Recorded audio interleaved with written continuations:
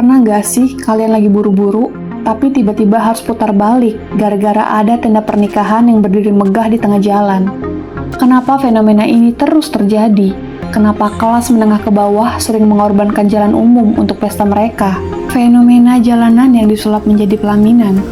Kenapa jalanan umum sering sekali disulap menjadi tempat hajatan? Yang membuat pengguna jalan menjadi gigit jari, dan itu semua hanya karena demi satu acara pernikahan.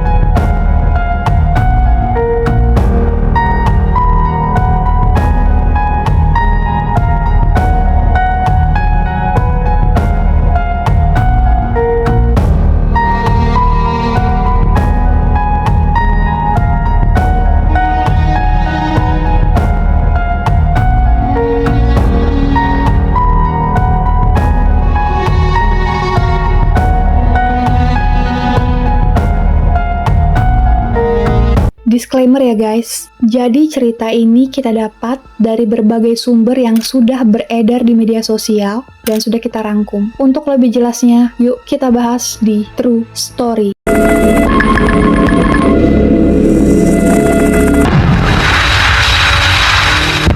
Viral, sebuah tenda hajatan pernikahan berdiri menutupi badan jalan di kawasan Kembangan, Jakarta Barat. Akibatnya, sejumlah pengendara motor kesulitan melintas hingga berimbas kemacetan. Pernikahan sendiri adalah salah satu momen yang paling sakral dalam kehidupan seseorang. Di Indonesia, perayaan pernikahan seringkali menjadi ajang berkumpulnya keluarga besar, sahabat, dan tetangga dalam suasana yang penuh kebersamaan. Namun, bagi masyarakat yang kelas menengah ke bawah, keterbatasan ekonomi dan fasilitas seringkali membuat mereka mencari alternatif yang murah dan mudah untuk diakses, salah satunya dengan menggunakan jalan umum atau ruang publik sebagai tempat untuk resepsi. Sebenarnya, praktik ini bukan hanya sekedar kebiasaan, tetapi juga mencerminkan berbagai faktor sosial, ekonomi, dan budaya yang telah mengakar dalam masyarakat. Berikut adalah beberapa alasan utama mengapa fenomena ini terus berlanjut.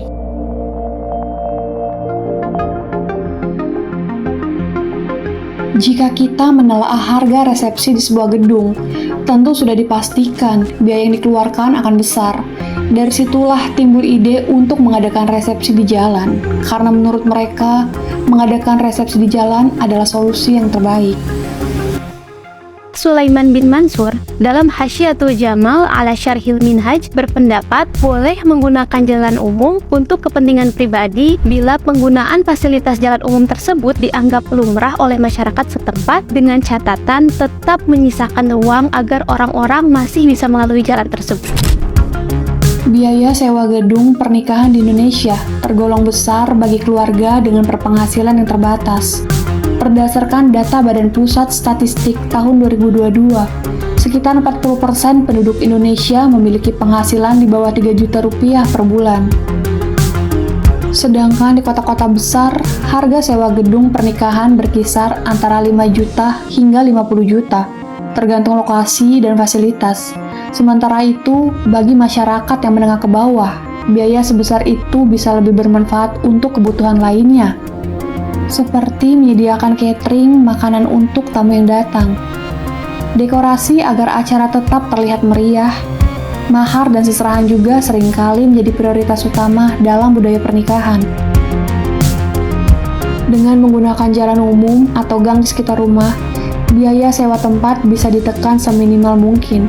Ini menjadi pilihan yang rasional bagi keluarga yang ingin mengadakan pesta, tanpa harus berhutang atau membebani keuangan mereka di masa depan.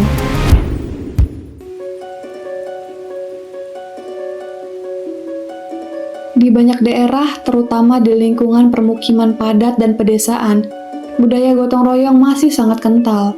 Masyarakat terbiasa membantu satu sama lain dalam berbagai acara, termasuk acara pernikahan. Dengan mengadakan pesta di jalan, keluarga pengantin bisa lebih mudah meminta bantuan tetangga dalam berbagai hal, seperti pemasangan tenda dan kursi secara bersama-sama, memasak makanan dalam jumlah besar dengan sistem rewang atau gotong royong memasak, menjaga keamanan dan kebersihan acara secara kolektif. Selain menghemat biaya, praktik ini juga mempererat hubungan sosial, menciptakan rasa kebersamaan, dan menjadikan pernikahan bukan hanya milik satu keluarga, tetapi juga sebuah perayaan bagi komunitas sekitar.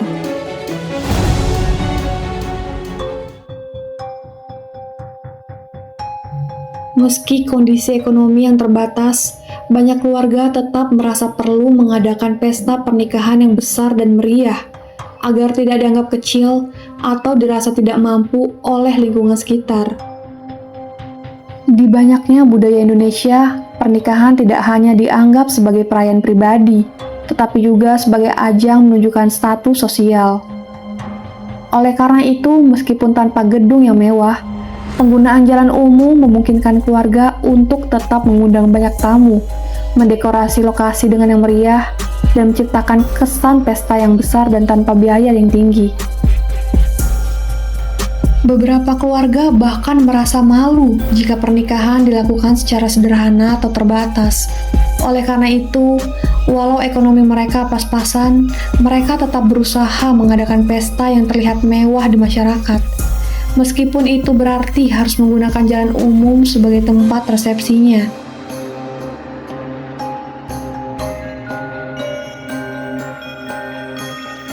Pada daerah, terutama di pemukiman padat dan pedesaan, tidak banyak pilihan tempat yang bisa digunakan untuk acara pernikahan dengan harga yang terjangkau.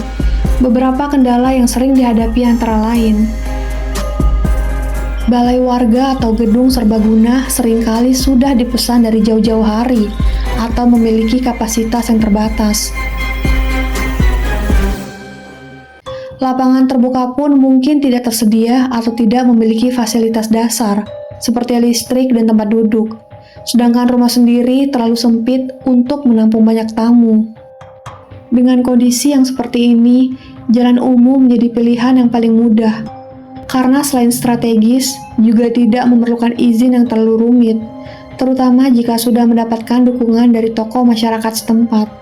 Mengadakan pesta di gedung seringkali memiliki aturan-aturan yang ketat, seperti batasan waktu, misalnya hanya boleh berlangsung selama 4-6 jam.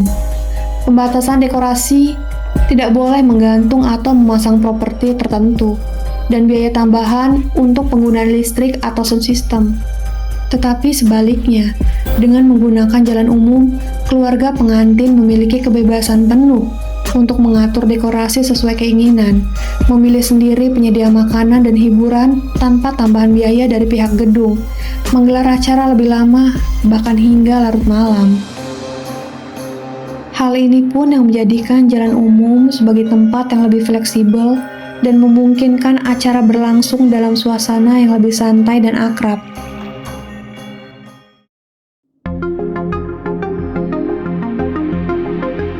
Hal ini pun yang menjadikan jalan umum sebagai tempat yang lebih fleksibel dan memungkinkan acara berlangsung dalam suasana yang lebih santai dan akrab. Meskipun memiliki banyak alasan yang kuat, penggunaan jalan umum untuk pernikahan juga menimbulkan beberapa permasalahan, seperti kemacetan lalu lintas akibat penutupan jalan, polusi suara dari hiburan seperti musik dangdut atau karaoke yang berlangsung hingga larut malam, dan masalah kebersihan, karena seringkali sampah dari acara tidak dikelola dengan baik. Pada beberapa kota besar, pemerintah daerah telah mulai memperketat aturan terkait penggunaan jalan umum untuk acara pribadi. Beberapa daerah pun telah menerapkan kebijakan seperti kewajiban mengurus surat izin resmi dengan biaya administrasi yang tertentu, batasan waktu agar acara tidak mengganggu aktivitas masyarakat karena terlalu lama atau terlalu malam, kewajiban menjaga kebersihan dan ketertiban, dan denda bagi yang melanggar. Bagi sebagian masyarakat, aturan ini dianggap memberatkan karena menambah beban biaya dan prosedur birokrasi yang rumit.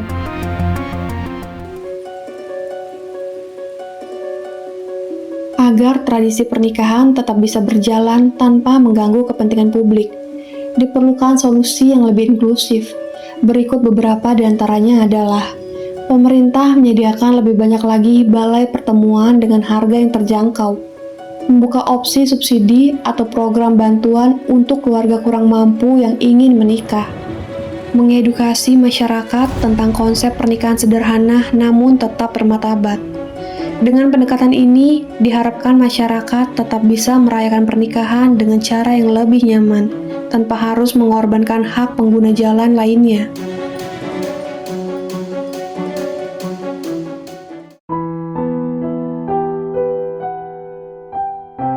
Penggunaan jalan umum untuk pernikahan di kalangan masyarakat menengah ke bawah bukan sekadar soal kebiasaan, tetapi juga mencerminkan tantangan ekonomi, budaya gotong royong, dan tekanan sosial.